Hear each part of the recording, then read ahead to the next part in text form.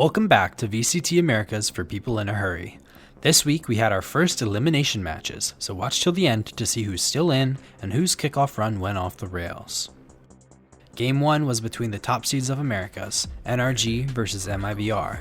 Scuba got an ace on the very first round of Abyss, making the start of a banger series. MIBR starting off the pistol round where they do wanted to play that contact play, trying to surprise some players, but look at the positioning coming out from this player right here. Scuba, who has been unstoppable here in the VCL, going into this stage 2 of Americas and also helping Energy hoisting that champs trophy in 2025. Abyss was less interesting after that first round, with NRG taking the first half 11-1 and the map overall 13-6. Surprisingly, the kills across the teams were still somewhat even, despite it being a very one-sided game, though seeing Aspas with only 7 kills is a rarity.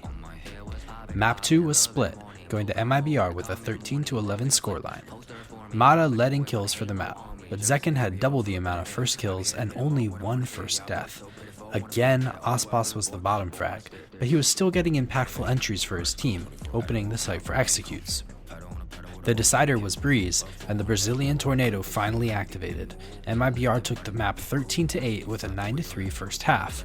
Aspas and Zekken fried, and Aspas won all 5 of his first engagements, no first deaths at all. This wasn't an upset win, but NRG were the reigning champs from last year, so anyone who beats them has got to be feeling good. MIBR take the series 2-1. Moving on to Furia versus G2 Esports. This match also started on Abyss, and Furia shocked everyone with a 13-7 win. This was definitely a strange map. We had Baby Bay on Yoru for one thing, and Unk looked good, having the highest first kill stat despite losing the game. But also, this was the first time people were really thinking, okay damn, is Furia actually good?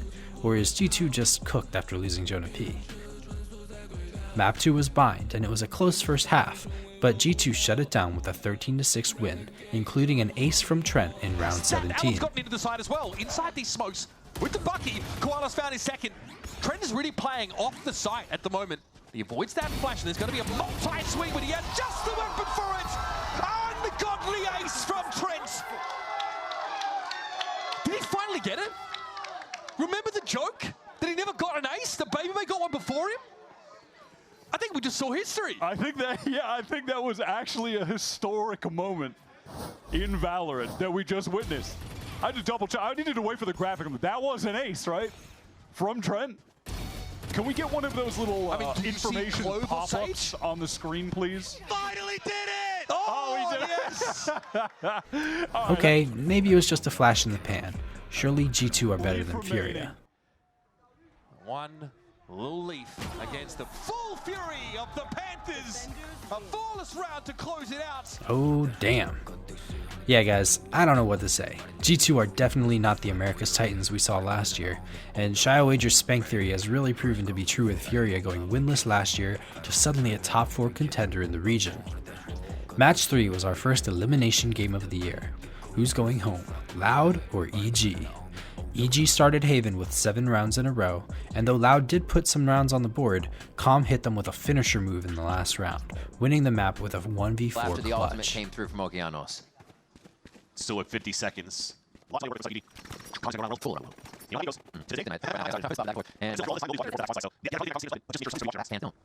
No. No way. Okay, reset. The recon that helps him. Kalenzine reset it, yeah. But still. 10 seconds left. This is going to be a high. Oh my gosh. You do not peek this. There's no peek. There's no peek. Oh my god, he's going to go for the full plant. He's going to get the plant. Oh, he's got the 1v1 now versus Luke Show. Is he going to end the game? Is the IGL going to end the game? Calm already did around the world. Can he put it on his shoulders? Calm gets the 4K and sits Loud down for the first map. Abyss was actually a close game though, going into overtime before the EG squad could pull it together for a 14-12 victory, taking their first series win of the year in a 2-0 fashion. I'm sorry to say that Loud is officially out of the tournament. The next game was also an elimination matchup, this time between Crew and Leviatan.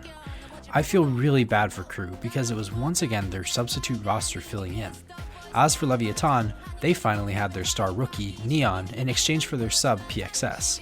PXS did good as a sub, but now that Neon is 18, maybe this Lev roster can do some damage.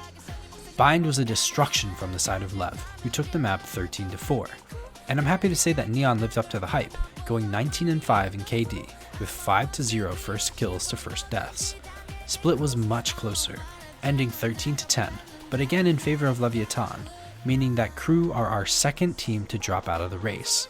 It's a shame because we never even got to see the official Crew roster, and it would have been so fun to see them play in Santiago, being a Chilean team. But let's focus on the positives. Neon looks great on Leviatan.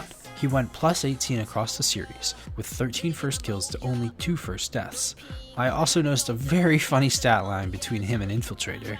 In their head-to-head matchup, Neon killed Infiltrator 14 times, and Infiltrator didn't kill Neon once. Talk about a Yoru diff. Next up we have NRG versus 100 Thieves. This one isn't an elimination game, but the loser will be dropping to the lower bracket to duke it out next week, so the stakes are still high.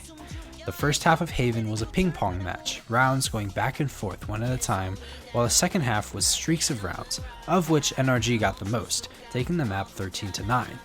We saw the first veto on Haven, but though Cryo got 4 3Ks on the Agent, it was more from individual skill rather than Veto being good on the map.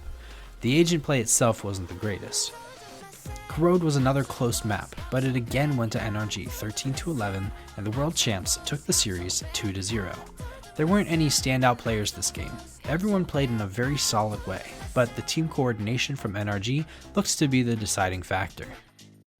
The final match of the week was G2 versus Cloud9.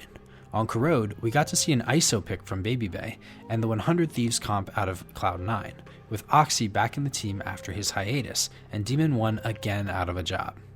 This was a close match, starting very strong for C9, but G2 came back with a 13-11 map win, including a 1v3 clutch from Valen in the second to last round. Bind was scrappy, but close, and in the first half we got an ace from Zeppa. Zeppa's in. He's so close up in the smoke. C9 Anchor's going to be steadfast on his site. Okay, Zeppa getting results! Oh, fourth! Don't mind if I do. I don't need Leaf, one with it all to do now, and a confirmation for the ace! Feels like some level of karmic justice that happens to G2. That looked kind of like deja vu from Trent's first ace yesterday. So Zeppa just going to deal that one right back to him. And you can flip Apex backwards all you like, but this guy's still at the top. That is ridiculous. I feel like Zeppa has had a real habit of proving the doubters wrong at kickoffs. It finally works sitting in the smoke, holy shit. After that though, G2 took control and closed out the map 13-9 and the series 2-0. C9 definitely could have won this game, but today wasn't their day.